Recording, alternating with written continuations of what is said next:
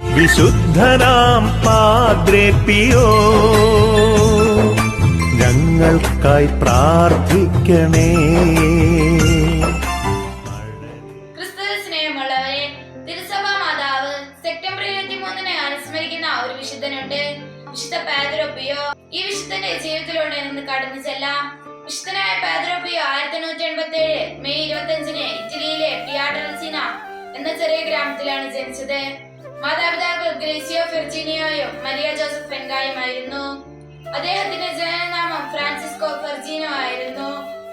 ചെറുപ്പം മുതൽ തന്നെ ക്രിസ്തീയ ഭക്തി ജീവിതത്തോടുള്ള ആകർഷണം അദ്ദേഹത്തിനുണ്ടായിരുന്നു. വെറും 5-ാം വയസ്സിൽ തന്നെ അദ്ദേഹം യേശുവിനോടും മാതാവിനോടും വലിയ സ്നേഹവും പ്രാർത്ഥനയും ഉണ്ടായിരുന്നു. 15-ാം വയസ്സിൽ അദ്ദേഹം കപ്പൂച്ചൻ ഫ്രാൻസിസ്കൻ സഭയിൽ പ്രവേശിച്ചു. 1904 സന്യാസവ്രതം ഏറ്റെടുത്തു. 1910 യൂഫ്രസ്റ്റിക് പുരോഹിത പദവി ലഭിച്ചു. അതിനുശേഷം അദ്ദേഹം പാദ്രേ പിയോ എന്ന പേരിലാണ് അറിയപ്പെട്ടത്. 1918 പ്രാർത്ഥനയിൽ മുഴുകിക്കൊണ്ടിരിക്കുമ്പോൾ യേശുവിന്റെ ക്രൂശിലെ 5 മുറിവുകൾ അദ്ദേഹത്തിന്റെ ശരീരത്തിൽ പ്രത്യക്ഷമായി. ജീവിതാന്ത്യം വരെ ആ മുറിവുകൾ തുടരുകയും അത് അദ്ദേഹത്തെ യഥാർത്ഥത്തിൽ ക്രിസ്തുവിന്റെ കഷ്ടപ്പാടുകളുടെ പങ്കാളിയാക്കുകയും ചെയ്തു. പാദ്രേ പിയോയ്ക്ക് കുമ്പസാരത്തിലൂടെ ആയിരക്കണക്കിന് ആളുകളെ ദൈവത്തിലേക്ക് അടുപ്പിക്കാൻ സാധിച്ചു. പ്രാർത്ഥനയ്ക്കും രോഗശാന്തിക്കും അദ്ദേഹത്തിന്റെ മധ്യസ്ഥതയിൽ അനേകം അത്ഭുതങ്ങൾ സംഭവിച്ചു. വേദനിക്കുന്നവർക്കുള്ള ആശ്വാസഗൃഹം എന്ന ആശുപത്രി സ്ഥാപിക്കപ്പെട്ടു.